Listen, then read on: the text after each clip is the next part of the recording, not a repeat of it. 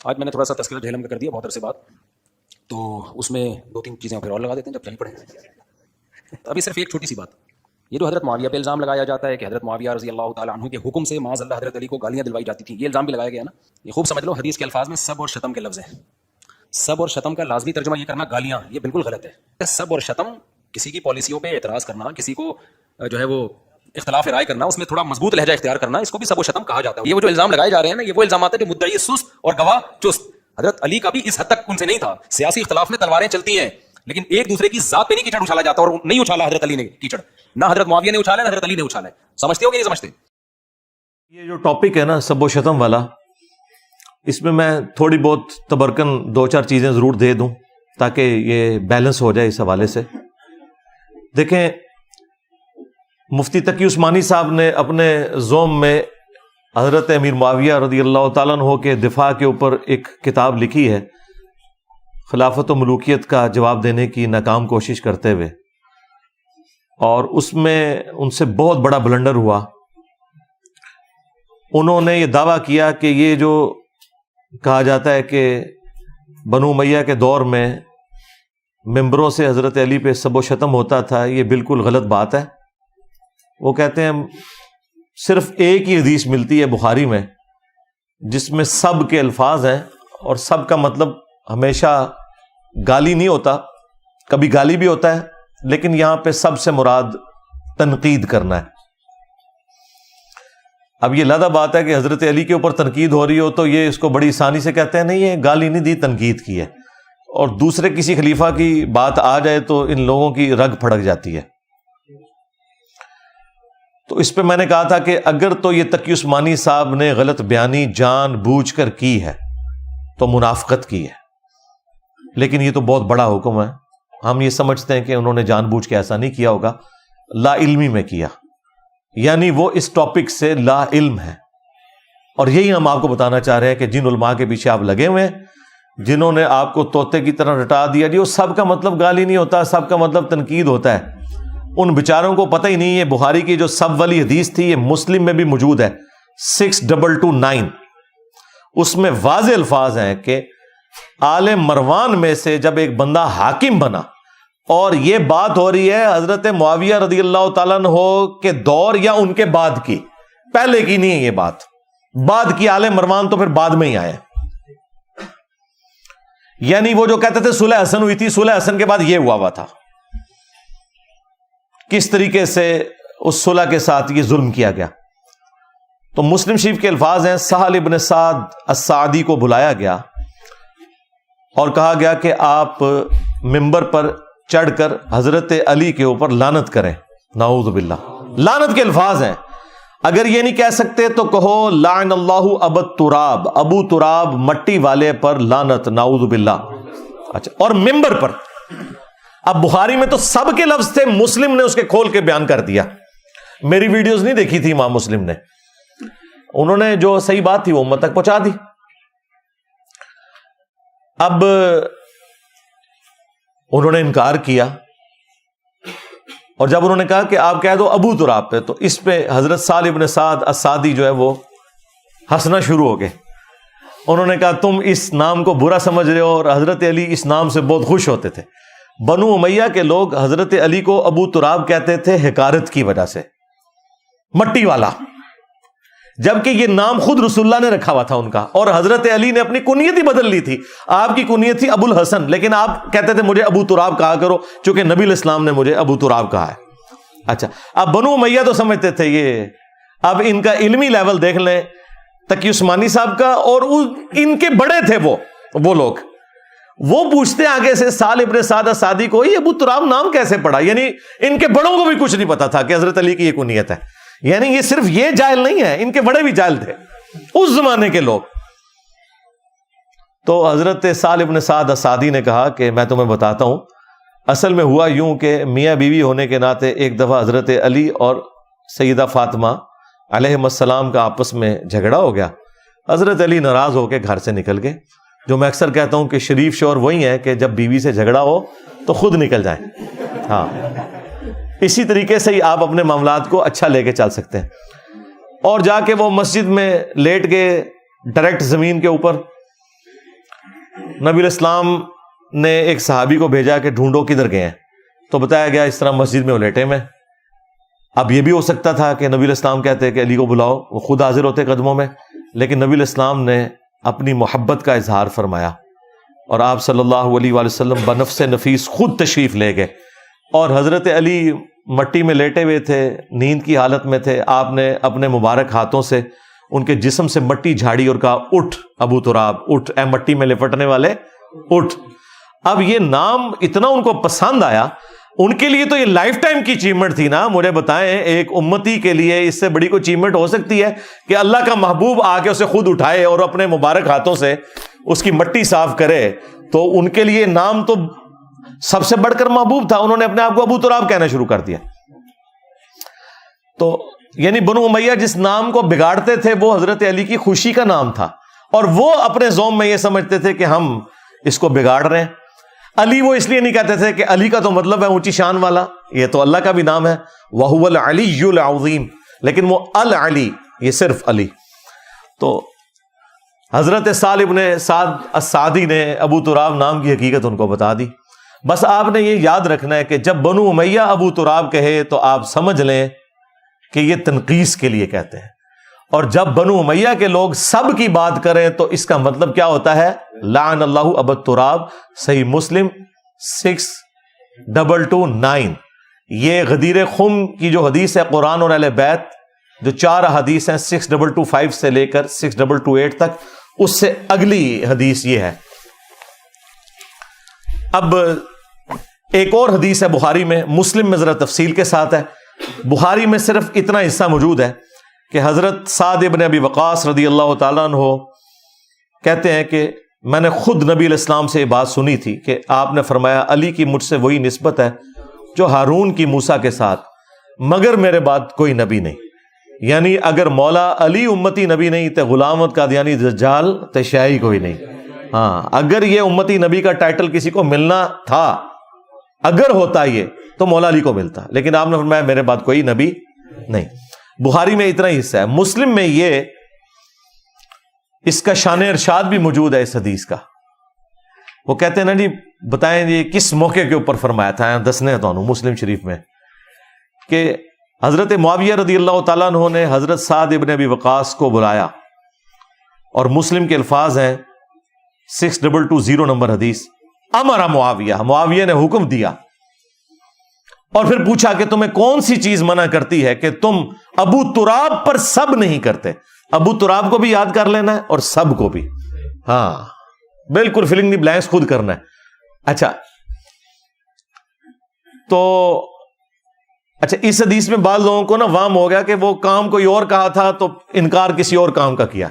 تو میں نے کہا تھا کہ تمہارے جو بڑے ہیں نا ابا جی روحانی ابن تیمیہ منہاج السنہ میں انہوں نے خود لکھا ہے کہ سب کرنے کا کہا تو انکار کیا۔ مسلم میں صرف اتنے الفاظ تھے، حکم دیا تو انکار کیا، اور پھر پوچھا کہ تمہیں کون سی چیز مانے ہے کہ سب نہیں کرتے، تو ظاہر اسی کا تھا۔ ابن تیمیہ نے ہمارا مسئلہ حل کر دیا، اس نے خود ہی اس میں لکھ دیا کہ سب کرنے کا کہا۔ اب اہل حدیث روئیں بیٹھ کے، تو یہ ابن تیمیہ نے کوئی میری ویڈیوز دیکھ کے نہیں کیا تھا، حالانکہ شیعہ کے خلاف کتاب لکھی ہے منہاج السنہ، اور بیسیکلی اس روایت کا وہ جواب دینے کی کوشش کر رہے ہیں۔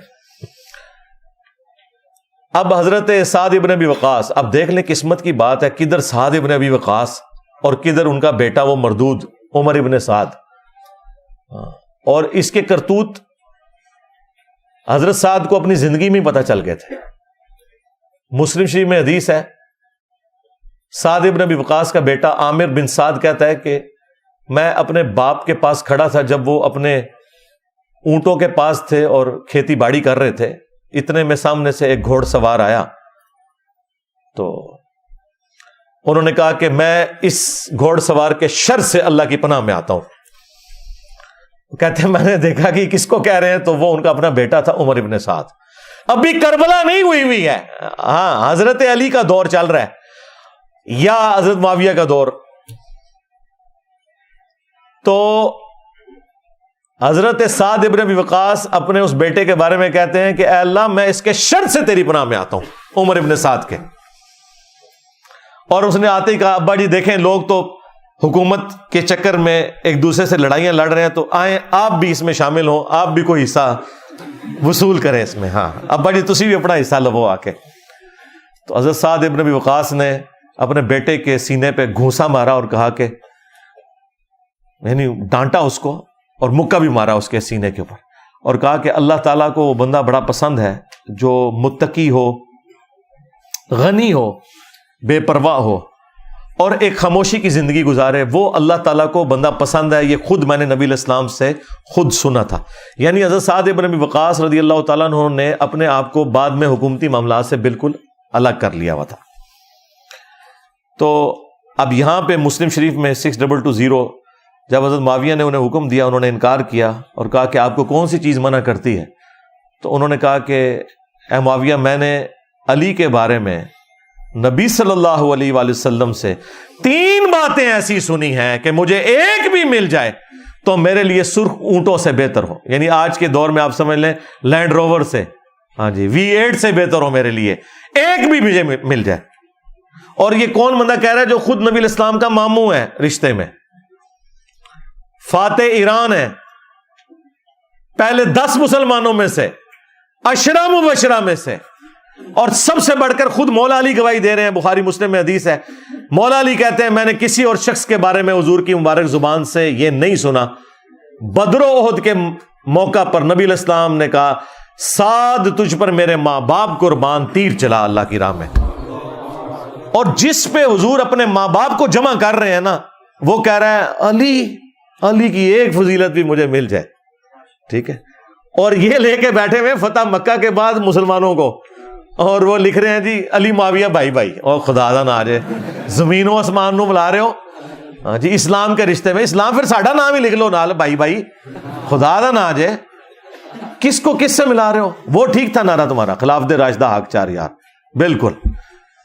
اچھا, وہ پھر حضرت سعد ابن ابی وقاص کہتے ہیں سن پہلی فضیلت, یہ وہ جو بخاری میں بھی حصہ آیا ہے کہ نبی صلی اللہ علیہ وآلہ وسلم نے تبوک کے موقع پر, پہلا اور آخری موقع تھا کہ آپ حضرت علی کو ساتھ نہیں کسی جنگ میں لے کے گئے, ورنہ ہر جنگ میں حضرت علی نبی علیہ السلام کے ساتھ آگے آگے جھنڈا اٹھا کے چلتے تھے.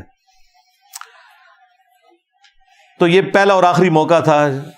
حضرت علی کو مدینہ شریف چھوڑا تو آپ رو پڑے.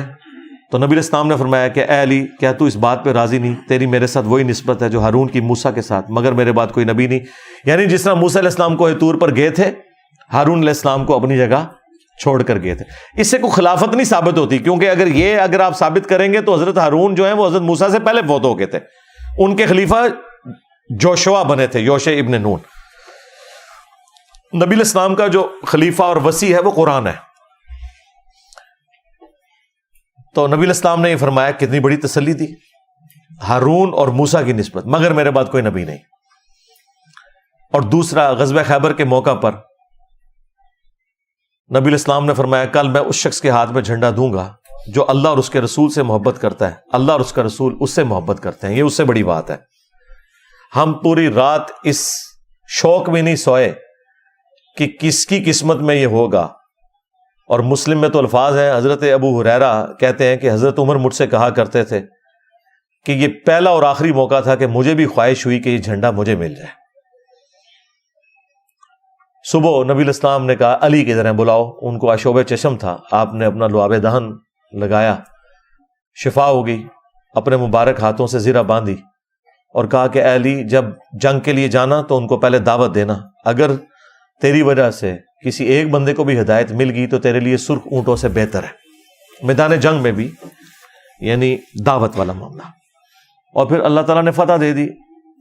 اچھا, اب یہاں سے وہ کہتے ہیں جی وہ نبی علیہ السلام نے حضرت علی سے مدد مانگی. مدد کہاں سے مانگی ہوئی؟ حضرت علی کی تو آنکھیں نہیں کھل رہی تھی, حضور نے ان کی مدد کی, آشوب چشم دور کیا اور اس کے بعد ڈیوٹی لگائی. تو اس طریقے سے حضرت علی کو شان کو بیان کرنا کہ نبی علیہ السلام کو ان کا کوئی محتاج بتانا, یہ صراحتاً گستاخی والا معاملہ ہے. اور تیسرا موقع سن, جب نجران کے کرسچنز کے ساتھ نبی علیہ السلام کی ڈیبیٹ ہوئی, الٹیمیٹلی قرآن میں سورہ آل عمران میں حکم نازل ہوا کہ اب ان کے ساتھ آپ مباہلے والا معاملہ کریں. سورہ آل عمران کی آیت نمبر 61 نازل ہوئی. تو نبی علیہ السلام نے حضرت علی، حسن، حسین، فاطمہ علیہ السلام اجمعین کو لیا اور کہا اے اللہ اللہم ہاؤلائی اہل بیتی، یہ میرے اہل بیت ہیں. نبی علیہ السلام نے، حالانکہ اس میں کیا حکم تھا، ندعو ابناءنا و ابناءکم و نساءنا و نساءکم، اپنے بیٹوں کو لے آؤ، ہم بھی اپنے بیٹوں کو لے آتے ہیں، تم بھی اپنی عورتوں کو لے آؤ، ہم بھی اپنی عورتوں کو لے آتے ہیں. نبی علیہ السلام کی 9 بیویاں تھیں، کسی کو ساتھ نہیں لے کے گئے، فاطمہ کو لے کے گئے. اب یہ اسپیشل پروٹوکول ہے. یہ جو لوگ کہتے ہیں نا جی یہ پنجتن پاک جو ہیں یہ اعزازی اہل بیت ہے، نہ سرکار، امہات المومنین اعزازی اہل بیت ہیں، یہ حقیقی اہل بیت ہیں، وہ بھی حقیقی ہیں. یہ میں حقیقی وہ والی ٹرم نہیں جو رافضی استعمال کرتے ہیں، نہ میں وہ والی.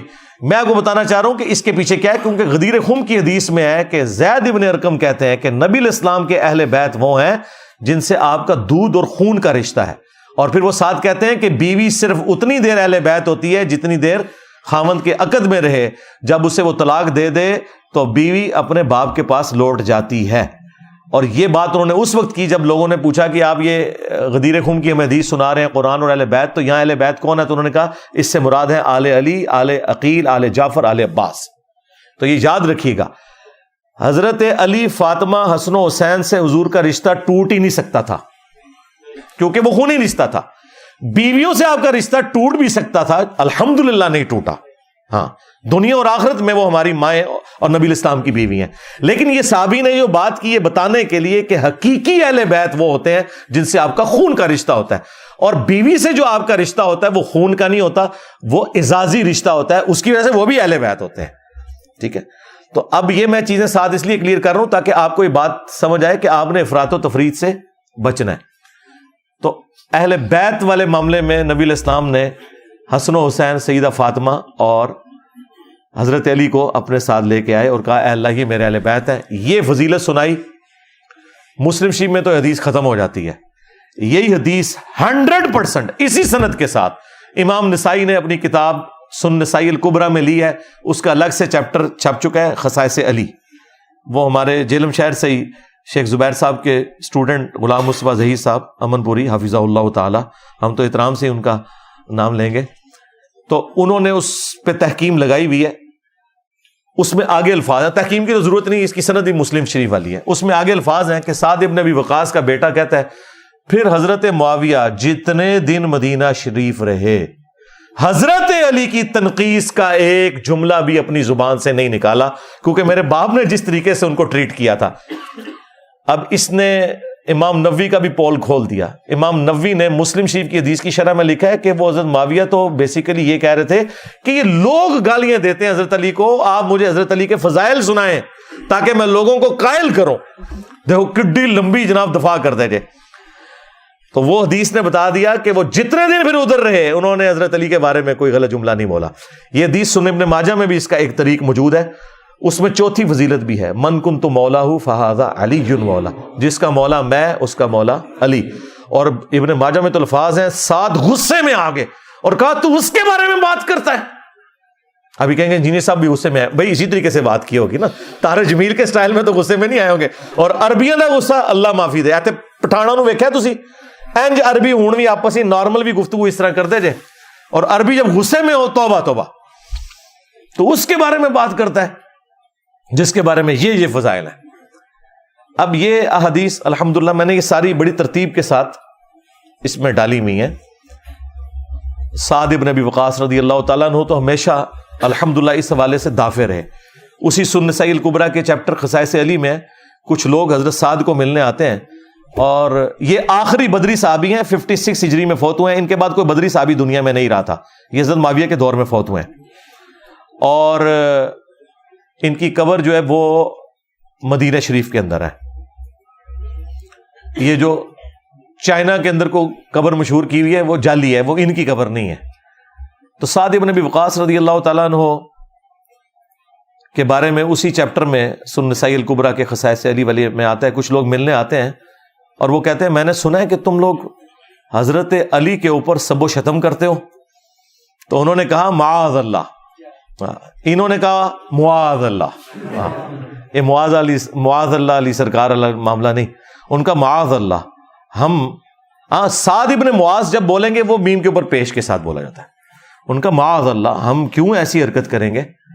تو انہوں نے کہا کہ یہ لوگ اگر میرے سر پر آرا رکھ دیں میری مانگ پر اور مجھے دھمکی لگائیں کہ سعد تیرے 2 ٹکڑے کر دیں گے اور تو علی کے بارے میں کوئی برا جملہ اپنی زبان سے نکال، تو میں اپنے 2 ٹکڑے کروا لوں گا، لیکن میں علی کے بارے میں کوئی نیگیٹو جملہ نہیں بولوں گا، کیونکہ جو کچھ میں نے رسول اللہ سے اپنے کانوں سے سن رکھا ہے علی کی شان میں صلی اللہ علیہ وآلہ وسلم رضی اللہ تعالیٰ. یہ سعد ابن ابی وقاص. اور بیٹا دیکھ لیں، جس طرح نوح علیہ السلام کا بیٹا، یہاں پہ بھی بیٹے کے آپ کرتوت دیکھ لیں. اس کے علاوہ بھی کئی ایک احادیث ہیں، وہ بیان کیا تو کافی ٹائم لگ جائے گا. میں اسے کنکلوڈ کرتا ہوں. ایک تو اپنی ماں کی اس حدیث کے اوپر، سیدہ ام سلمہ سلام اللہ علیہا کے بارے میں سنن نسائی الکبریٰ کا چیپٹر ہے فضائل صحابہ، اس کے اندر بھی موجود ہے. المعجم الصغیر الطبرانی کے اندر موجود ہے. کئی کتابوں میں انہوں نے کہا کہ لوگوں تمہارے ممبروں سے رسول اللہ پر گالیاں بکی جاتی ہیں. تو لوگوں نے کہا کہ معاذ اللہ، کون ایسا ہوگا جو یہ کام کرے. انہوں نے کہا تم یہ نہیں کہتے ہو کہ علی اور اس سے محبت کرنے والوں پر تم سب و شتم نہیں کرتے، جبکہ میں رسول اللہ کی بیوی گواہی دیتی ہوں کہ علی سے سب سے زیادہ محبت رسول اللہ کیا کرتے تھے. لہذا جب تم یہ کہتے ہو نا علی اور اس کے محبت کرنے والوں پر لعنت یا ان پر سب و شتم کرتے ہو، تو گویا تم رسول اللہ کو گالی دے رہے ہوتے ہو. ہاں، یہ الگ سے بھی ایک حدیث ہے مسند احمد کے اندر، اس کی صحت میں اختلاف ہے، کچھ محدثین صحیح مانتے ہیں، کچھ ضعیف، لیکن وہ اس میں فٹ ان بیٹھ رہی ہے. اس لیے ہمارے استاد شیخ زبیر صاحب نے مسند احمد کی جب یہ حدیث مشکات میں آئی ہے نا، تو انہوں نے اس کے فٹ نوٹ پہ مسند ابی یعلا کے ریفرنس سے یہ روایت لکھ دی ہے کہ تمہارے ممبروں سے حضرت علی کے اوپر جو سب و شتم والا معاملہ ہو رہا ہے. لیکن وہ حدیث کو چونکہ وہ ضعیف سمجھتے تھے، اس کو سپورٹیو حدیث انہوں نے لکھ دی کہ من سب علی فقد سبنی، جس نے علی کو گالی دی اس نے مجھے گالی دی. تو میں نے یہ طریقے لبیک والوں کو کہا تھا کہ اس کے آگے اپنا نعرہ جوڑ لو پھر، کہ من سب نبی فقتلوہ، جس نے علی کو گالی دی اس نے نبی کو گالی دی، اور جس نے نبی کو گالی دی فقتلوہ. ہاں، ہن تک ہو کہ کس نال تسی یہ کرنا ہے، لیکن چھڑنا کوئی نہیں جے. ہاں، بخاری مسلم میں حدیث ہے میری بیٹی فاطمہ بھی چوری کرے اس کے بھی ہاتھ کٹیں گے. ہاں، دین میں سب پھر برابر ہیں جب جرم کوئی کرے گا تو. بہرحال وہ روایت تو خیر کمزور ہے، میں نے اس کے اوپر لادہ سے ایک گفتگو کی بھی ہے. منصبہ نبیین والی روایت جو ہے یہ اصول محدثین پہ ثابت نہیں ہے. ہاں، فساد فی الارض کے تحت جو کوئی عادی گستاخ ہو آپ اس کے ساتھ کوئی اس طرح کا معاملہ کر سکتے ہیں، وہ بھی جوڈیشری کے تھرو. تو بہرحال یہ حدیث اس بات پر گواہ ہے کہ ممبروں سے بھی ہوتی تھی، اور ان کے اوپر تحکیم میں نے خود نہیں لگائی، اس فضائل صحابہ والے چیپٹر پہ بھی تحکیم غلام مصطفیٰ ظہیر صاحب کی لگی ہوئی ہے، اور انہوں نے باقاعدہ اس کی تخریج کر کے اور کتابوں کے بھی نام لکھیں گے، فلاں فلاں کتاب میں بھی یہ روایت موجود ہے. آخر میں سعد ابن ابی وقاص کی حدیث پہ ہی اسے اینڈ کرتا ہوں. المستدرک للحاکم میں موجود ہے، سعد ابن ابی وقاص رضی اللہ تعالیٰ عنہ مدینہ شریف کے بازار سے گزر رہے تھے. انہوں نے ایک گھوڑ سوار کو دیکھا کہ اس کے گرد مجمع جمع ہے، اور وہ حضرت علی ابن ابی طالب کو گالیاں دے رہا ہے مدینہ شریف کے اندر. آپ اندازہ کریں. اس حدیث کو امام حاکم نے بھی صحیح کہا، امام ذہبی نے بھی موافقت کی. تو سعد ابن ابی وقاص اس مجمع کے قریب ہے. جب لوگوں نے دیکھا کہ سعد ابن ابی وقاص ہے تو لوگوں نے راستہ کھول دیا، ظاہر سینئر صحابی تھے. تو وہ مجمع کو چیرتے ہوئے سیدھے اس گھوڑ سوار کے پاس آئے اور کہا کہ تو کس بنیاد پر علی ابن ابی طالب کے اوپر یہ تبرہ کر رہا ہے. اور پھر وہاں سعد ابن ابی وقاص نے خطبہ دیا اور کہا مجھے بتا، کیا علی ابن ابی طالب وہ پہلا شخص نہیں جو رسول اللہ پر ایمان لایا؟ کیا علی ابن ابی طالب وہ پہلا شخص نہیں ہے جس نے رسول اللہ کے ساتھ نماز پڑھی؟ کیا علی ابن ابی طالب رسول اللہ کا داماد نہیں تھا؟ کیا ہر جنگ میں سب سے آگے رسول اللہ کا جھنڈا اٹھا کر علی ابن ابی طالب نہیں چلتے تھے؟ کیا دنیا سے سب سے زیادہ بے رغبتی رکھنے والے علی ابن ابی طالب نہیں تھے؟ اور انہوں نے کئی ایک فضائل ذکر کیے. اس کے بعد انہوں نے کہا کہ اے اللہ، یہ تیرے اولیاء میں سے ایک ولی، ایک انہوں نے اپنے جعلی ولی بنائے ہوئے نا، یہ تیرے اولیاء میں سے ایک ولی کی گستاخی کر رہا ہے، اپنی قدرت کا کرشمہ اسی وقت دکھا. بس مستجاب الدعوات تھے، اتنی الفاظ نکلے اسی وقت. اس گھوڑ سوار کا گھوڑا بدکا اور اس نے اس گھوڑ سوار کو زمین پر پٹکا. وہاں پہ ایک پتھر تھا، اس پہ اس کا بھیجا لگا اور وہیں پہ وہ حرام موت مر گیا. یہ ہے کرامت. کہتے ہیں جینی صاحب کو کرامت سنائے، اے جے کرامت ساڈے بزرگاں دی کرامت ہوئی کدے نال؟ تواڈے بزرگاں نال. ہاں مزہ ہے نا. ہاں ساڈے بزرگاں دی کرامت تواڈے بزرگاں ہوتے ہو گئی. ہاں آج دیکھ لینا، مطلب جو آج ہمیں زبان بھی نہیں کھولنے دے رہے، اور زبان ہم کیا کھول رہے ہیں، قرآن و حدیث بیان کر رہے ہیں. تو ظاہر ہے یہ اپنے ان بزرگوں کا دفاع کر رہے ہیں. تو آندہ کوئی کہنا کہ کوئی کرامت نو مندے، ان کو ہاں جی بالکل مندے ہیں جی، سن لے ہوتے. تو پھر ان کو انشاءاللہ تعالیٰ نا ایک میسج بھی پہنچ جائے گا، ان کو بات سمجھ بھی آ جائے گی. اور آئے دن کوئی نہ کوئی ہنگامہ کھڑا کرتے رہتے ہیں. تو میں وقتاً فوقتاً ان تمام ٹاپکس کو ایڈریس کرتا رہتا ہوں تاکہ لوگوں کو حق بات پتہ چل جائے. یہ اتنا معاملہ آسان نہیں ہے. اب یہ پورا ایک ٹاپک ہے کس طریقے سے یہ سارے کے سارے معاملات خلفائے راشدین کے بعد سیدنا علی کے دور میں جنگ جمل، صفین، نہروان، اور اس سے بھی پہلے حضرت عثمان کیوں شہید ہوئے. آپ کو تو کہانی کروائی نا انہوں نے کہ جی وہ عبداللہ ابن سبا نے یہ سارا معاملہ خراب کیا تھا. بالکل جھوٹ بولا.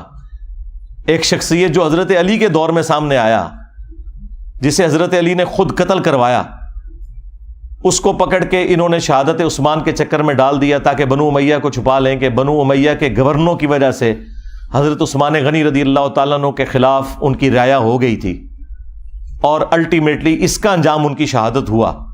اور یہ وہ باتیں ہیں جو بخاری مسلم میں لکھی ہوئی ہیں. میں نے اپنے ریسرچ پیپر میں ساری احادیث وہ جمع کی ہیں، تاریخی روایتیں نہیں، حدیثیں. اس کے اوپر پردہ ڈالنے کے لیے انہوں نے باقی معاملات جو ہے نا وہ نئے اجاگر کرنا شروع کر دیے. اللہ کے بندو، یہ تو اتنا خطرناک معاملہ تھا کہ یہ معاملہ اس لیول کے اوپر بگڑا ہے کہ صرف بخاری مسلم سے اگر حدیثیں میں آپ کے سامنے رکھوں تو آپ کانوں کو ہاتھ لگائیں گے. صحیح بخاری میں 4108 نمبر حدیث ہے، 4108. تحکیم کے بعد جب ایک معاہدہ فائنل ہونے جا رہا تھا اور نہیں ہو سکا سیدنا علی اور حضرت معاویہ کے درمیان، اس کے بعد جب حضرت معاویہ مدینہ شریف آئے تو انہوں نے وہاں ایک خطبہ دیا. بخاری کے الفاظ ہیں کہ حضرت حفصہ جو تھی، سیدہ حفصہ، حضرت عمر کی بیٹی اور عبداللہ ابن عمر کی بہن اور ام المومنین بھی، انہوں نے اپنے بھائی عبداللہ بن عمر سے کہا کہ جاؤ، حضرت معاویہ آئے ہیں تو وہ خطبہ دے رہے ہیں، تمہاری غیر موجودگی کو کہیں فتنہ نہ شمار کر لیا جائے، تو تم جا کے ان کی تقریر سنو. کیونکہ اس وقت پولیٹیکل اختلافات تو چل رہے تھے.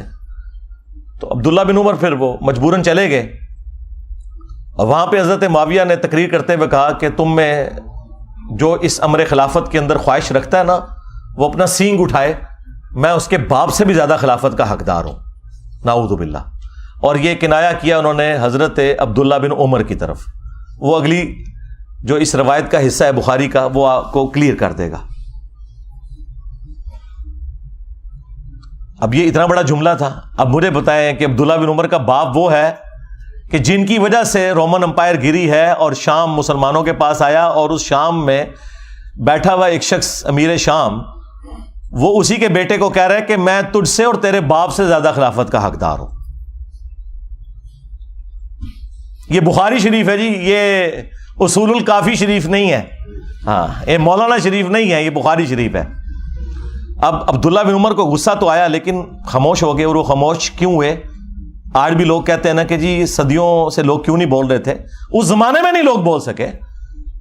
وہ ہمارے استاد مولانا اسحاق صاحب والی بات ہے کہ ماما روزانہ حسین نہیں جم دیا. ہاں، حسین ابن علی اور عبداللہ ابن عمر دونوں کی نیچرز میں فرق تھا. تو بعد میں ایک دوسرے صحابی کہتے ہیں عبداللہ بن عمر سے کہ آپ نے اسی وقت معاویہ کو جواب کیوں نہیں دیا جب وہ یہ کہہ رہا تھا کہ میں اس کے باپ سے بھی زیادہ خلافت کا حقدار ہوں؟ تو عبداللہ بن عمر نے کہا کہ میں نے ارادہ تو کیا کہ میں اپنی گوٹ کھولوں، یعنی وہ احتبا کر کے دونوں گھٹنوں کو یوں لے کے بیٹھے تھے، اور میں اسے اسی بھرے مجمع میں جواب دوں کہ تجھ سے زیادہ خلافت کا حقدار وہ ہے کہ جس نے تم سے اور تمہارے باپ سے جنگ کی تھی جب تم لوگ کافر تھے اور ہم لوگ مسلمان تھے. یعنی تم لوگ بعد میں مسلمان ہو کر طلقاء فتح مکہ کے موقع پر تم لوگوں نے معافیاں مانگ کے اسلام قبول کیا. تم لوگ آج آ کے عمر اور اس کے بیٹے کے بارے میں کہہ رہے ہو کہ ہم اس سے زیادہ خلافت کے حقدار ہیں. مجھے بتائیں، جو شخص یہ کہے کہ میں عمر سے زیادہ خلافت کا حقدار ہوں، اس نے علی کی خلافت کہاں سے ماننی تھی؟ یہ اب سنی شیعہ سے مسئلہ اٹھ چکا ہے. جی وہ قصاص عثمان چاہتے تھے، قصاص عثمان چاہنے والا یہ کہے گا کہ میں حضرت عمر سے زیادہ خلافت کا حقدار ہوں، تو انٹینشن تو انہوں نے خود کھول کے بتا دی. اچھا، تو وہ عبداللہ بن عمر کہتے ہیں میں نے ارادہ تو کیا اپنی گوٹ کھولوں اور میں ایسے کہوں کہ تجھ سے زیادہ خلافت کا حقدار اور تیرے باپ سے زیادہ وہ ہے کہ جن لوگوں نے تمہیں مار مار کے اسلام میں داخل کیا ہے. یعنی تم لوگ کافر تھے اور ہم نے تم سے جنگیں لڑی ہیں. اور امام بخاری نے یہ حدیث غزوہ خندق کے چیپٹر میں ڈالی ہے یہ بتانے کے لیے کہ خندق کے موقع پر عبداللہ بن عمر اور حضرت عمر مسلمان تھے اور حضرت معاویہ اور ان کے والد کافر تھے. یہ اس میں سے انہوں نے رزلٹ نکالا ہے. اچھا، اب یہ بڑی حیران کن بات ہے، اسے آپ کرامت سمجھیں یا انٹینشنلی ایسا ہوا. یہ سیم الفاظ صحیح مسلم کے اندر موجود ہیں حضرت عمر کے بھی. ایک تو وہ بخاری میں حدیث ہے نا، جب آپ کو زخم لگے تو آپ نے 6 رکنی کمیٹی بنائی اور کہا کہ میں اپنے بعد اس امر خلافت میں ان 6 بندوں کے سوا کسی کو حقدار نہیں سمجھتا کہ رسول اللہ اپنی وفات تک ان سے راضی رہے: علی، عثمان، طلحہ، زبیر، عبد الرحمن بن عوف اور سعد بن ابی وقاص. ان میں سے کسی کو خلیفہ چن لینا میرے بعد. اور مسلم شریف میں الفاظ ہیں کہ آپ نے خواب دیکھا کہ ایک مرغے نے آپ کو ٹھونگ ماری ہے. اس کے بعد آپ نے جمعے والے دن خطبہ دیا اور اگلا جمعہ آپ کو نصیب نہیں ہوا. بدھ والے دن آپ کی شہادت ہو گئی اور کہا کہ میں نے خواب دیکھی ہے اور میں نے اس کی تعبیر یہی کی ہے کہ عنقریب مجھے قتل کر دیا جائے گا، اور اگر میں اچانک مارا جاؤں تو اپنی خلافت کو ان 6 بندوں سے باہر نہ جانے دینا کہ جن سے رسول اللہ اپنی وفات تک راضی رہے. اس کے آگے بڑے خطرناک الفاظ ہیں کہ تم دیکھو گے کہ ان 6 بندوں کی مخالفت وہ لوگ کریں گے کہ جن کو میں نے اپنے ہاتھوں سے اسلام کے لیے مارا ہوا ہے، اور اگر وہ مخالفت میں سامنے آ جائیں تو سمجھ لینا کہ یہ لوگ اللہ کے دشمن اور کافر ہیں. اتنے سخت الفاظ ہیں. ہاں جی، اب یہ آپ نے تلاش کرنا ہے یہ اللہ کے دشمن کن کو کہا انہوں نے کہ جن سے میں نے اسلام کے لیے خود جنگ کی ہے. لوگ کہتے ہیں یہ رومنز اور پرشینز کا ذکر ہو رہا ہے، اور رومنز اور پرشینز کو صحابہ کرام نے اپنے مشورے میں شامل کرنا تھا کہ حضرت آپ بتائیں کہ ہم نے کس کو خلیفہ چننا ہے. اور دوسرا، رومنز اور پرشینز تو رہی کوئی نہیں تھے، وہ تو گر گئے تھے حضرت عمر کے دور میں. یہ آپ اپنے اندر رہنے والے لوگوں کی بات کر رہے تھے کہ یہ وہ لوگ ہیں جن کو ہم نے مار مار کے اسلام میں داخل کیا ہے، اور یہی مخالفت کریں گے ان 6 بندوں کی. خیر، اس کی ایکسپلینیشن میں علماء پہ چھوڑ دیتا ہوں. میں نے کوئی تشریح کی تو وہ کہیں گے کہ ایتے وچ نہیں سی لکھیا، تون وچوں کڈ کے لکھے ایتے وچ تے ٹائم قیامت تک کی کڈ کے دس. اچھا، مزے کی بات بتاؤں، یہ مسلم شریف کی حدیث جو ہے نا، یہ سیم حدیث سنن کبریٰ البیہقی کے اندر اسی سند کے اوپر ہے 100%، یہ مرغے کی ٹھونگ مارنے والی. اور اس کے اینڈ پہ لکھا ہے کہ سیدنا عمر 26 ذوالحجہ کو شہید ہوئے. مسلم شریف کی سند کے اوپر مسلم والی حدیث جو سنن کبریٰ البیہقی میں تھی، اس میں اینڈ پہ الفاظ یہ ہیں، باقی ساری حدیث سیم ہے کہ 26 ذوالحجہ کو شہادت ہوئی بدھ والے دن حضرت عمر فاروق رضی اللہ تعالیٰ عنہ کی. تو سرکار یکم محرم کہاں سے نکال لیا؟ مسلم شریف میں 26 ذوالحجہ ہے، ظاہر سند وہی ہے. چلیں تاریخ کی بھی کتابیں اٹھائیں تو جتنی صحابہ کرام کے حالات زندگی پہ کتابیں ہیں نا، وہ 3 بڑی بڑی کتابیں ہیں. الاستیاب امام ابن عبد البر کی کتاب، اس کے بعد اسد الغابہ ابن اثیر کی کتاب اور اس کی شرح الاصابہ، 8000 صحابہ کے حالات زندگی ابن حجر اسقلانی کی، یہ 3 مین کتابیں، تینوں میں 26 ذوالحجہ لکھا ہے۔ باقی اقوال لکھ کے انہوں نے کہا یہ ثابت نہیں ہے۔ یکم محرم کا تو قول لکھا ہی نہیں ہوا۔ ایک جگہ ہے کہ جب دفنا چکے تھے تو محرم کا چاند نکلا، وہاں پہ بھی یکم محرم شہادت نہیں ہے۔ حضرت عثمان کی بھی بیعت پہلے ہو چکی تھی، اتنا بڑا جھوٹ بولا۔ ادھر غدیر خم کی ڈیٹ انہوں نے 18 ذوالحجہ کو حضرت عثمان کی شہادت کے ساتھ جوڑ دیا، حالانکہ حضرت عثمان غنی رضی اللہ تعالیٰ عنہ کی شہادت 18 ذوالحجہ کو ہوئی نہیں ہے۔ ان ساری کتابوں میں آپ نکال کے دیکھیں تو آپ کو 18 ذوالحجہ کی ڈیٹ نہیں ملے گی، 12 ذوالحجہ کی ملے گی۔ ہر معاملے میں جہاں جہاں مولوی گھس سکتا تھا نا، اس نے گھسنے کی کوشش کی ہے، اور میں نے الحمدللہ مسلم شریف سے مولانا شریف کو باہر نکالا ہے۔ جیسے وہ جب تک آپ کتے کو باہر نہیں نا نکالتے کنویں سے تو ڈول نکالنے سے وہ پاک نہیں ہوتا، تو یہ مسلم شریف میں الفاظ تھے کہ حضرت عمر نے کہا یہ 6 بندے ایسے ہیں کہ ان کی مخالفت وہ لوگ کریں گے جن کو میں نے اسلام کی خاطر مارا ہوا ہے۔ سیم الفاظ وہی حضرت عبداللہ بن عمر نے ریپیٹ کیے۔ حدیث ختم نہیں ہوئی بخاری کی، آگے الفاظ ہیں کہ عبداللہ بن عمر کہتے ہیں کہ میں نے ارادہ تو کیا تھا یہ ساری باتیں کروں، تو پھر مجھے جنت کی نعمتیں یاد آ گئیں اور میں نے انہی پر اکتفا کر لیا، اور پھر میں خون ریزی اور فتنے کے ڈر سے خاموش ہو کر اپنے معاملات کو میں نے اسی کے اوپر اکتفا کر لیا۔ وہ حدیث کا راوی کہتا ہے کہ عبداللہ بن عمر نے خاموش ہو کر اپنی جان بھی بچا لی اور اپنی عزت بھی بچا لی۔ ایک ماموں نے دوسرے ماموں سے اپنی جان اور عزت بچائی۔ ابھی عبداللہ بن عمر بھی تو ماموں ہے نا، جب انہوں نے رشتے اس طرح کے نکالے ہوئے ہیں تو عبداللہ بن عمر ماموں نہیں ہے، وہ خال المومنین نہیں ہے۔ تو وہ کہتے ہیں کہ عبداللہ بن عمر نے اپنی جان بھی بچا لی اور عزت بھی بچا لی، یعنی اس وقت کیسی کیٹاسٹرافک کنڈیشن تھی کہ لوگوں کو اپنی جان سے بھی ہاتھ دھونا پڑتا تھا۔ تو سرکار لوگ کہتے ہیں کہ بھی سارے حسین ابن علی کی طرح کیوں نہیں اکٹھے ہو گئے، اپنے بال بچوں کے ساتھ کیوں نہیں سامنے آ گئے؟ ایسا ہو نہیں سکتا میرے بھائی۔ یہ تو جن کا یعنی گھرانہ اتنا عالی ہے کہ جنہیں یہ پتا ہے کہ ہمارا کسی چیز کو ایکسیپٹ کرنا، اس کو دین کا حصہ بنا دینا ہے، انہوں نے ہی سامنے آنا تھا نا، باقی لوگوں نے کہاں سے آنا تھا؟ پھر سورہ مریم میں جو آیت ہے، اللہ تعالیٰ نے انبیاء کرام علیہم السلام کا ذکر کر کے فرمایا کہ جب انبیاء کرام دنیا سے چلے جاتے تھے نا،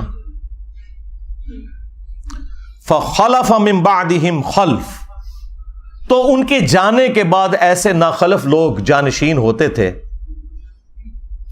اضاعوا الصلاۃ، جو نمازوں کو ضائع کرتے تھے، واتبعوا الشہوات، اور وہ شہوات کی پیروی کرتے تھے، فسوف یلقون غیا، ان قریب یہ اپنے انجام کو پہنچ جائیں گے۔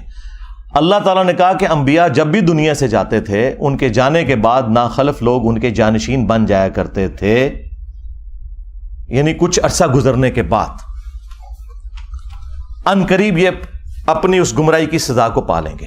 یہ جو سورہ مریم کی آیت ہے نا، یہ سیم فٹ ان ہوئی نبی علیہ السلام کے کیس میں بھی، اور اس کی ایکسپلینیشن میں وہ صحیح مسلم کی مشہور حدیث ہے جو آپ کو سمجھ ہی نہیں آ سکتی تھی جب تک آپ کو کربلا سمجھ نہ آئے، کہ نبی علیہ السلام نے فرمایا کہ جب کبھی بھی اللہ نے کسی پیغمبر کو مجھ سے پہلے بھیجا نا، تو اس کے جانثار ساتھی حواری ہوا کرتے تھے، وہ حواری بڑے پیشن کے ساتھ اس کی دعوت کو آگے لے کے چلتے تھے، اور جب وہ مخلص لوگ رخصت ہو جاتے تھے نا،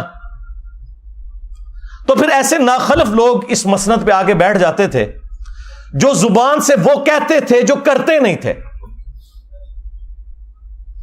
اور جس کے کرنے کا حکم دیا گیا ہوتا تھا اس کی مخالفت کرتے تھے، الٹ چلتے تھے۔ ایسے لوگوں کے خلاف جو اپنے ہاتھ سے جہاد کرے وہ مؤمن ہے۔ کون؟ حسین ابن علی۔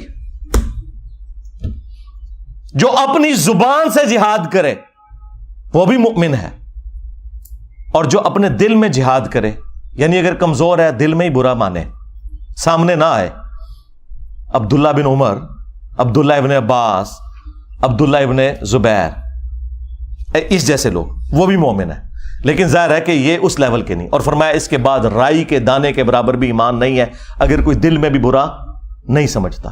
یہ جو حدیث ہے کہ تمام انبیاء کے ساتھ ایسا ہوا ہے، تو دیکھ لیں سیدنا حسین ابن علی ہی سامنے آ کے کھڑے ہوئے. صحیح بخاری میں ایک اور حدیث ہے 4827. اس حدیث کے کئی ایک طرق ہیں باقی کتابوں میں، المستدرک للحاکم کے اندر، سنن نسائی الکبریٰ کے اندر، اور اللہ بھلا کرے امام ابن کثیر نے تفسیر ابن کثیر میں سورۃ الاحقاف کی آیت نمبر 17 کے کانٹیکسٹ میں وہ سارے طرق ایک جگہ جمع کر دی ہیں. تفسیر ابن کثیر کے اوپر تو کسی کو اختلاف ہو ہی نہیں سکتا تھا، اور بخاری کی حدیث 4827 وہ بھی لی اور باقی اس کے طرق بھی ایک جگہ جمع کیے. اس سے آپ کو پورے سینیریو کا اندازہ ہو جائے گا. مروان بن حکم جب مدینے کا گورنر بنا تو بخاری کے الفاظ ہیں کہ اس نے ایک دن خطبے میں یزید ابن معاویہ کا ذکر کرنا شروع کیا اور کہا کہ اللہ تعالیٰ نے امیر المومنین حضرت معاویہ کو یہ بات سجھائی ہے، وہ امت کے وسیع تر مفاد کے اندر اپنے بعد یزید ابن معاویہ کو خلیفہ بنانا چاہتے ہیں. یعنی ابھی حضرت معاویہ زندہ ہیں اور بیعت لے رہے ہیں اپنے بیٹے کے لیے. اب بخاری میں بس اتنے الفاظ ہیں کہ جب اس نے یہ بات کی نا تو عبد الرحمن بن ابی بکر کھڑے ہوئے اور انہوں نے کچھ کہا. امام بخاری نے اپنی شرافت کی وجہ سے وہ الفاظ نقل نہیں کیے، لیکن وہ الفاظ کہیں گئے نہیں ہیں، وہ حاکم کے اندر، سنن نسائی الکبریٰ میں، اور اللہ بھلا کرے تفسیر ابن کثیر میں انہوں نے سارے طرق، المعجم الکبیر طبرانی سے بھی جمع کر دیے. بخاری میں الفاظ ہیں کچھ کہا تو مروان نے کہا پکڑو اس کو، عبد الرحمن بن ابی بکر کو. تو وہ بھاگ کر حضرت عائشہ کے حجرے میں چھپ گئے. مسجد نبوی کے ساتھ ہی تھا حجرہ عائشہ، اور یہ حضرت عائشہ کے بھائی بھی لگتے تھے، اور جو ہمارے سب کانٹیننٹ میں کہا جاتا نا سگے بھائی، کہ ماں اور باپ دونوں ایک. عرب میں تو باپ ایک ہونا تو سگا ہو جاتا ہے. یہ عبد الرحمن بن ابی بکر وہ ہیں کہ جو والدہ ہیں ان کی اور والد دونوں وہی ہیں جو سیدہ عائشہ کے والدین ہیں. اب اس کو غصہ تو تھا لیکن اندر تو نہیں جا سکتا تھا، تو باہر سے اس نے کہا کہ ابو بکر کے بیٹے تیرے بارے میں ہی قرآن میں آیت نازل ہوئی ہے نا. وہ ایک کافر والی آیت لگا دی پکڑ کے. توبہ توبہ. یہ ہیں آل امیہ کی چاکری کرنے والے لوگ، کہ تیرے بارے میں آیت نازل ہوئی تھی نا کہ یہ کہتا ہے کہ اپنے ماں باپ کو کہتا ہے کہ تم لوگ جو مجھے یہ کہتے ہو کہ مرنے کے بعد دوبارہ زندہ کیا جاؤں گا، تو یہ اگلے لوگوں کی کہانی ہے. یہ قرآن کو جو اگلے لوگوں کی کہانیاں کہتا تھا نا ابو بکر کے بیٹے، تو ہے وہ. اب حضرت عائشہ کو بڑا غصہ آیا. انہوں نے اندر سے جواب دیا اس کو خاموش ہو جا، آل ابی بکر کے بارے میں کوئی اور آیات نازل نہیں ہوئی جو میری برات میں نازل ہوئی تھی، سورہ نور کی. اور بخاری کی حدیث یہاں پہ ختم ہے، لیکن جو باقی روایتیں ہیں ان میں فلنگ دی بلینکس بھی ہیں. ایک تو یہ کہ وہ عبد الرحمن بن ابی بکر نے کیا بات کی تھی کہ جو امام بخاری نے کہا کہ کچھ کہا تو اس نے کہا پکڑو اس کو. ظاہر ہے کو چوبے والی گل کی ہے نا. ہاں انہیں کیا سی کہ سیدھی طرح کہہ کہ تیرا امیر المومنین کیسر و کسرا کے طریقے پہ چلنا چاہتا ہے، ابو بکر اور عمر کے طریقے پر نہیں. کیونکہ اس نے یہ کہا تھا کہ بھئی ابو بکر نے بھی تو عمر کو اپنے بعد خلافت کے منصب پر چھوڑا تھا نا، تو ہمارے امیر المومنین بھی چاہتے ہیں کہ یزید کو چھوڑ دیں. بھئی یزید تو ان کا بیٹا ہے، اور حضرت ابو بکر کا بیٹا تو عبد الرحمن بن ابی بکر سامنے بیٹھا تھا، اس کو تو نہیں بنایا تھا. تو اس کو تو غصہ آنا تھا کہ بھی میں تو کوئی خلیفہ نہیں ہوں اور تم مثال کون سی دے رہا ہے، کدھر سے جوڑ کے کون سی بات فٹ کر رہا ہے. تو ان کا سیدھی طرح کیا کیسر و کسرا کے طریقے پہ چل رہے ہو. رومنز اور پرشینز وہ بادشاہ اپنے بیٹوں کو نامزد کیے کرتے تھے. اب یہ بات اس کو لگ گئی، ان کا پکڑو انہوں. اور وہاں پہ تو ہے نا کہ حضرت عائشہ نے کہا خاموش ہو جا، آل ابی بکر کے بارے میں تو سورہ نور نازل ہوئی ہے. باقی کتابوں میں حافظ ابن کثیر نے نقل کیا کہ پھر حضرت عائشہ نے اس کو پھر ایک پھکی نہیں پھکا دیا اور کہا مروان تیرے بارے میں اللہ کے نبی علیہ السلام نے فرمایا تھا جب تو اپنے باپ کی پشت میں تھا کہ حکم پر لعنت، اس کی اولاد پر لعنت، تو اسی لعنت کا ٹکڑا ہے. اور نظر آ گیا. اس سے آپ کو اس سارے کے سارے معاملات کلیئر ہو جائیں گے. یعنی یہ سٹیپ وائز چیزیں چلی ہیں، اور یہ میں تو آپ کو بخاری شریف بیان کر رہا ہوں، ٹھیک ہے، مسلم شریف بیان کر رہا ہوں. معاملات کس لیول تک بگڑے ہیں. مسلم شریف میں حدیث ہے 4776، عبداللہ بن عمر بن عاص خانہ کعبے کے سائے میں بیٹھے میں، اور لوگوں کو حدیث سنا رہے ہیں کہ اپنے امیر کی اطاعت کرو. اطاعت امیر کے اوپر حدیثیں سنا رہے ہیں.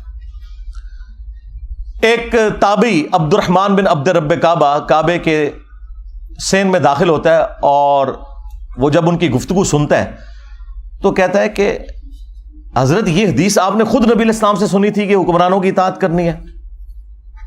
ان کا ہاں, میرے کانوں نے سنا, میری آنکھوں نے نبی علیہ السلام کو دیکھا, میرے دل نے آپ کی بات یاد کی. آگے تو اس نے ایسی بات کر دی کہ وہ ایکسپیکٹ نہیں کر رہے تھے. انہوں نے کہا آپ تو ہمیں کہہ رہے ہیں کہ امیر کی اطاعت کرو, اور آپ کے چچا کا لڑکا معاویہ ابن ابی سفیان جو ہمارا حکمران ہے وہ تو ہمیں حکم دیتا ہے کہ ہم لوگوں کو ناحق قتل کریں اور حرام طریقے سے ان کا مال ہڑپ کریں, جبکہ قرآن میں اللہ تعالیٰ فرماتا ہے سورہ النساء کی آیت نمبر 29 تابعی نے کوٹ کر دی کہ ایک دوسرے کا مال ناحق طریقے سے ہڑپ مت کرو اور ایک دوسرے کو قتل نہ کرو. اب آپ ہمیں بتائیں کہ ہم اللہ کی بات مانیں یا اپنے حکمران کی بات مانیں, معاویہ بن ابی سفیان کی. اب عبداللہ بن عمر بن عاص تھوڑی دیر کے لیے خاموش ہو گئے, پھر انہوں نے سر اٹھا کر کہا کہ آندھا سے انجینئر کو نہیں دیکھنا. یہ نہیں کہا, میں جوک کے طور پہ کہہ رہا ہوں. انہوں نے کہا کہ معاویہ کی اطاعت کرو ان کاموں میں جس میں تمہیں اللہ کے مطابق چلائے, اور جس میں وہ اللہ کی نافرمانی کا تمہیں کہے تم اس کی نافرمانی کرو. یہی ایٹیچیوڈ ہونا چاہیے. یعنی یہ آپ کو دور حکومت کے اندر جو ایک معاملات ہے نا, وہ بھی اندازہ ہونا شروع ہو گیا کہ کس لیول کے اوپر معاملات بگڑ چکے ہوئے تھے. پھر صلح حسن کے حوالے سے بھی باتیں کرتے ہیں, وہ بھی آپ میرے اس میں ہی پڑھ لیجئے گا, میری ویڈیوز بھی ریکارڈ ہیں. کربلا کے بعد کون سی صلح حسن رہ گئی؟ حسن ابن علی نے اس لیے صلح کی تھی کہ آپ انہیں زہر دے دیتے. المصنف ابن ابی شیبہ میں موجود ہے, زہر دیا گیا. اور ابو داؤد میں تو اتنی رکت انگیز حدیث ہے کہ پھر دربار شام میں اس چیز کی خوشی منائی گئی. ہاں ظاہر ہے جب آپ غم نہ کریں تو اسے خوشی منانا ہی کہا جائے گا نا. الٹا کوئی غم کی بات کر رہا ہے آپ اسے ٹوک دیں. مقدام بن مادی کر بیٹھے ہوئے ہیں, یہ حدیث مسند احمد میں بھی ہے اور سنن ابی داؤد میں بھی. شیخ زبیلی زئی اور شیخ ناصر الدین البانی دونوں نے اس حدیث کو ٹھیک کہا ہے. مقدام بن مادی کر بیٹھے ہوئے ہیں امیر شام کے دربار میں, اور اتنے میں خبر پہنچتی ہے کہ حسن ابن علی شہید ہو گئے. تو مقدام بن مادی کر پڑھتے ہیں انا للہ و انا الیہ راجعون. ظاہر ہے عام مسلمان کی موت پہ بھی آپ نے یہی پڑھنا ہے. تو اب امام داؤد نے کہا کہ قال رجل, ایک مرد نے کہا. وہ کس مرد نے کہا؟ وہ مسند احمد میں ہے. قال معاویہ, معاویہ نے کہا تم حسن کے مرنے کو مصیبت سمجھتے ہو؟ اللہ اکبر. جب شاہ صاحب یہ بات کر رہے ہو تو شاہ کے وفادار تو ایک ہاتھ آگے جائیں گے. وہاں ایک چمچا بیٹھا تھا امیر شام کا, اس نے کہا حسن تو ایک آگ کا انگارہ تھا جسے اللہ نے بجھا دیا. نعوذ باللہ. اس جملے کا مطلب آپ سمجھتے ہیں کیا ہے؟ یعنی حسن کے ساتھ ظاہر ہے یہ ایک پیس ٹریٹی اور صلح حسن ہوئی تھی, کچھ شرائط تھیں, تو آگ کا انگارہ اس لیے تھا کہ کسی بھی وقت ان شرائط کے ٹوٹنے کے اوپر حسن قیام کر سکتے ہیں, جو ان سے ہم نے وعدہ خلافیاں بھی کی ہیں اتنی زیادہ, سوائے ایک خمس ملتا تھا, باقی تو کوئی بھی شرط پہ عمل نہیں ہوا. تو حسن آگ کا ایک انگارہ تھا جسے اللہ نے بجھا دیا. اب یہ بات حضرت مقدام بن مادی کرب نے جب سنی تو انہیں تو لگ گئی آگ. انہوں نے کہا کہ معاویہ تم نے مجھ سے ایسی بات کی ہے جس سے مجھے تکلیف ہوئی ہے. اللہ کی قسم میں اس وقت تک یہاں سے نہیں اٹھوں گا جب تک تمہیں بھی اسی طرح تکلیف نہ دوں. اور معاویہ اگر میں سچ بولوں تو میری تصدیق کرنا, اور اگر جھوٹ بولوں تو کہہ دینا کہ میں جھوٹ بول رہا ہوں.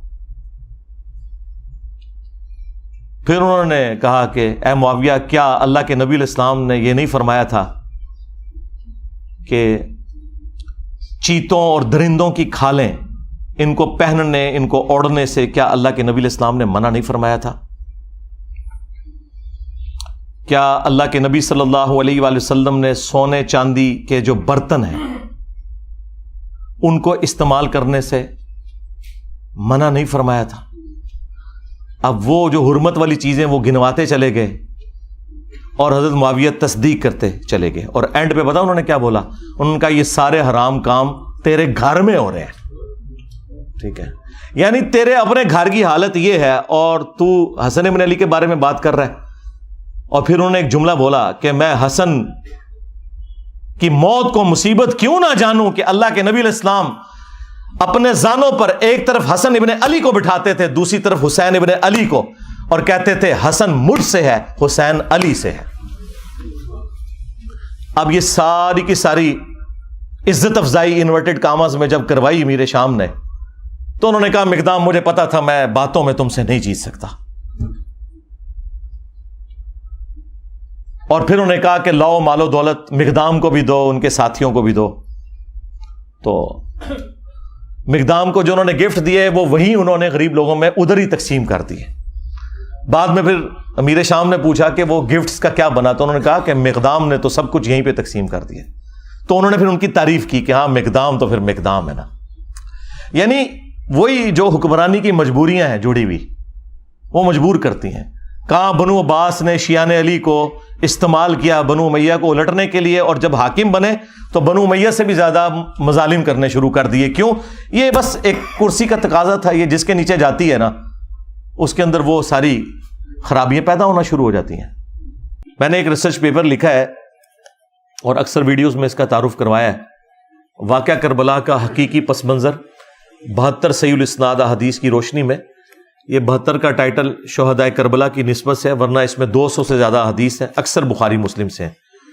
اور اس میں نے حضرت عمر فاروق رضی اللہ تعالیٰ عنہ کی شہادت سے لے کر شہادت حسین تک جتنے معاملات ہوئے ہیں نا، وہ بنو امیہ کی لکھوائی ہوئی تاریخ کی روشنی میں نہیں، احادیث کی روشنی میں، اور اکثر بخاری مسلم سے ہیں۔ اور ادر دین بخاری مسلم جو ہیں وہ بڑے بڑے جو محدثین ہیں دور حاضر کے، شیخ البانی رحمہ اللہ، شیخ زبیر لیزئی رحمہ اللہ، شیخ شعیب ارنوت رحمہ اللہ، اور باقی محدثین کی تحکیم لگی ہوئی ہے۔ ایک حدیث بھی کوئی ایسی نہیں ہے جس پہ صحت کا حکم نہ ہو۔ ہاں یہ ضرور ہو سکتا ہے کہ کوئی حدیث چند محدثین کے نزدیک صحیح ہے، باقیوں کے نزدیک ضعیف ہے، اور بعض احادیث ایسی ہیں جو ان کے نزدیک صحیح ہیں اور ان کے نزدیک ضعیف ہے۔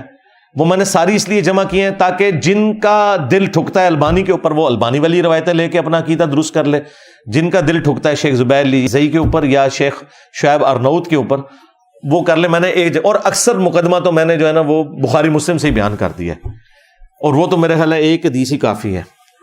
ہاں جی 2812 ہاں، وَيْحَ عَمَّارٍ تَقْتُلُهُ الْفِئَةُ الْبَاغِيَةُ يَدْعُوهُمْ إِلَى اللَّهِ وَيَدْعُونَهُ إِلَى النَّارِ۔ افسوس ہے عمار، تجھے ایک باغی جماعت قتل کرے گی، تو نے اللہ اور جنت کی طرف بلائے گا، وہ جماعت جہنم کی طرف بلائے گی۔ تو بخاری مسلم سے اکثر احادیث ہیں، وہ آپ پڑھیں تو آپ کو اندازہ ہو جائے گا کہ اس ٹوٹی کمند کہاں۔ اس میں یہ سب و شتم والا ٹاپک بھی میں نے ڈسکس کیا ہے، اس میں سیریل نمبر 37 سے 48 تک وہ تمام احادیث، ایک درجن کے قریب بلکہ اس سے زیادہ احادیث ہیں جن میں سب و شتم والی ساری روایتیں موجود ہیں کہ حضرت علی رضی اللہ تعالیٰ عنہ پر بنو امیہ کے ممبروں سے لعنت والا معاملہ ہوتا تھا، نعوذ باللہ من ذالک۔ تو وہ میں نے ساری احادیث جمع کی ہیں ایک انٹلیکچوئل ترتیب کے ساتھ۔ اب میں ان کو اگر کور کروں تو مجھے آلموسٹ 1 گھنٹہ اور لگ جائے گا۔ اس ریسرچ پیپر کو آپ مفت ڈاؤن لوڈ کر سکتے ہیں ہماری ویب سائٹ ahlsunnatpak.com سے، عربی میں بھی، اردو میں بھی، ہندی میں بھی، انگلش میں بھی، بنگلہ زبان میں بھی، فارسی میں بھی PDF فری رکھا ہوا ہے، آپ ڈاؤن لوڈ کریں، اور انشاءاللہ لیکچر کے اینڈ پہ بھی آپ کو مل جائے گا۔ پورے ملک میں آپ کہیں سے بھی فری ڈاک میں یہ ریسرچ پیپر اور اس کے ساتھ مزید 8 ریسرچ پیپر اور ٹوٹل 9، اور یہ 12 کا پیکیج ہے، 3 اذکار کارڈ پلاسٹک پیکنگ کے اندر آپ کے گھر فری آئے گا، صرف 500 روپیہ آج کی ڈیٹ تک، کیونکہ یہ ریٹ پیٹرول کی وجہ سے ڈاک کے بڑھتے جا رہے ہیں۔ ہم بھیجتے بھی TCS ہیں جو سب سے بہترین سروس ہے، 500 روپیہ صرف TCS کا خرچہ لیتے ہیں، آپ کے گھر یہ فری آئیں گے سارے ریسرچ پیپرز۔ صبح 9 سے لے کے شام 5 بجے تک ہمارا اکیڈمی کا نمبر کھلا ہوتا ہے 032159000162۔ اس کے اوپر واٹس ایپ بھی بنا ہوا ہے، لیکن کال کریں، اس کے بعد واٹس ایپ پہ ایڈریس وغیرہ بھیج دیں تو انشاءاللہ تعالی آپ کے گھر یہ ریسرچ پیپرز کا سیٹ بالکل فری آ جائے گا. اس میں آپ کو یہ ساری کی ساری احادیث انشاءاللہ تعالی ایک انٹلیکچوئل ترتیب کے ساتھ مل جائیں گی اور آپ کو پورا مقدمہ کلیئر ہو جائے گا. اس حوالے سے ہم اللہ تعالیٰ سے دعا کرتے ہیں کہ اللہ تعالیٰ ہمیں قیامت کے دن اپنے محبوب صلی اللہ علیہ وآلہ وسلم، ان کے جانثار اہل البیت علیہم السلام، خلفائے راشدین رضی اللہ عنہم اجمعین اور صحابہ کرام علیہم رضوان کے ساتھ محشور فرمائے، اور ان کے دشمنوں کے عقائد اور نظریات سے ہماری آنے والی نسلوں کو بھی محفوظ فرمائے.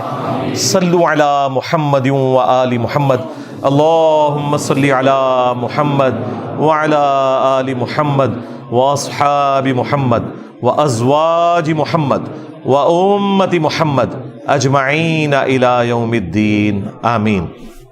اللہم انی اسألک بأنک انت اللہ لا الہ الا انت الاحد الصمد الذی لم یلد ولم یولد ولم یکن له کفوا احد وإلہکم الہ واحد لا الہ الا هو الرحمن الرحیم الف لام میم اللہ لا الہ الا هو الحی القیوم.